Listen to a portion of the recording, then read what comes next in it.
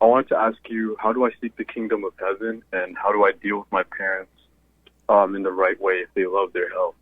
When you focus on the way your mother treated you or the way someone else is treating you or in your thoughts about your feelings and all that, those are the things, those are examples of things you have to let pass. Abel, welcome to the show. You're on the air. Hey, Jesse, how are you? All is well, sir. Thanks for asking. No problem. So I just wanted to ask you two questions, and I wanted to ask you, how do I seek the kingdom of heaven, and how do I deal with my parents in the right way if they love their health? When you seek the kingdom by looking within, paying attention to the thoughts and feelings that are happening, the war that's happening inside of your mind and emotions, and all you have to do is watch it and stop identifying with it. And that's the hell that is happening. All thoughts are all lies all the time, so are emotions. So if you could just pay attention to that and do nothing about it, don't identify with it, don't call it good or bad, and let it die, and then heaven will appear, and within you, you will have peace on earth, perfect peace. You will deal with everything in the right way. Inwardly, you'll be fine. And as far as dealing with your family, your parents and things, once you clearly understand what's driving you, that it's not you, but something else is making you think and feel a certain way, you will understand them. So you will be able to speak up, but you wouldn't be angry at them. You would never get angry because you understand that it's not them. All right. But you will be able to speak up for yourself. How old are you? I'm 14. You're 14? Yeah. And you live with both parents? Yeah, I live with both of them. Yeah. Go ahead. What? But, like, my parents had some rough time in their relationship. Like, I have, like, half siblings and stuff like that. And how does that affect you?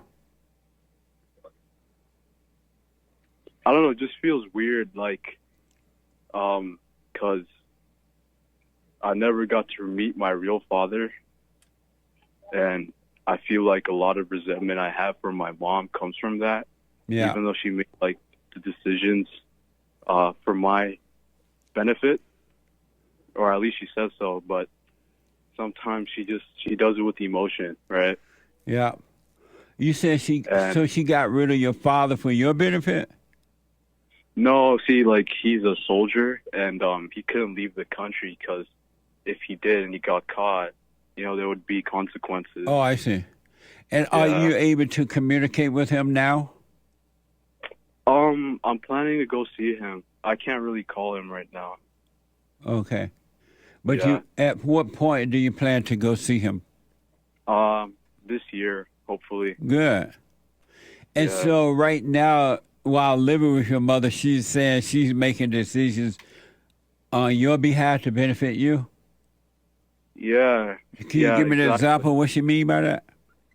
Well, let's say I want to go out a certain time to go to the gym or something. She'll tell me I have to be home by a certain time, and I tell her, hey, like, that's not giving me enough time to work out, eat or whatever, and then get back home. Like, she won't be as much as understanding, and she'll treat me as a child, even though I'm grown up now. I'm not a baby anymore. And when you tell her that, what does she say?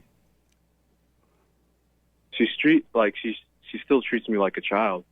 And do you get angry about it? I do, but I try not to. Are you doing the silent prayer every morning, every night? I was off and on with it, so I just started doing it again. Yeah, I want to recommend that you start doing it every morning, every night, and I promise you, whatever your outer situation is, it's going to work out. It'll work itself things will change for the good. But because when you get angry about it, you get lost in thoughts. And the thoughts are all evil, and they will make you do things or act out in a way that will only imprison you. It wouldn't help you, it'll hurt you. But if you stay away from the thoughts, you'll be able to deal with your mother and everybody in a perfect way, and you'll be fine. But you got to stay away from the anger and the thoughts, because the thoughts and the anger are not you at all. It just feels like it's you, but it's not. Is it possible to live without them? 100%. Okay. You were not created by God to live with thoughts. And that's why he said, bring them all into captivity. All thoughts are, except for practical thought. Like you want to go to the gym and you're going to work out for an hour and a half to 2 hours. Those are practical thoughts. And you don't live by those thoughts, because once you do the gym, you're done with the gym, right? For now. Yeah. And so you don't have to think about that. But when you focus on the way your mother treated you, or the way someone else is treating you, or in your thoughts about your feelings and all that, those are the things, those are examples of things you have to let pass. Okay. All right, Jesse. And so your stepfather lived there? Yeah. And when you tell him to help you deal with your mother, when you ask him to help you deal with your mother, what does he say? Well, he tells me to look at her perspective because, you know, he didn't necessarily have a mother in his life, so he thinks I'm taking her for granted.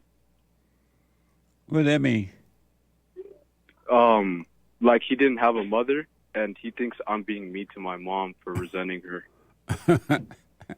No, you're being mean to yourself or resenting, because you're keeping yourself in darkness. It's hurting you more than it hurting your mother. Yeah.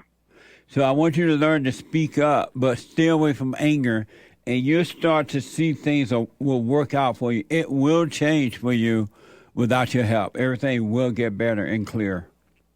All right.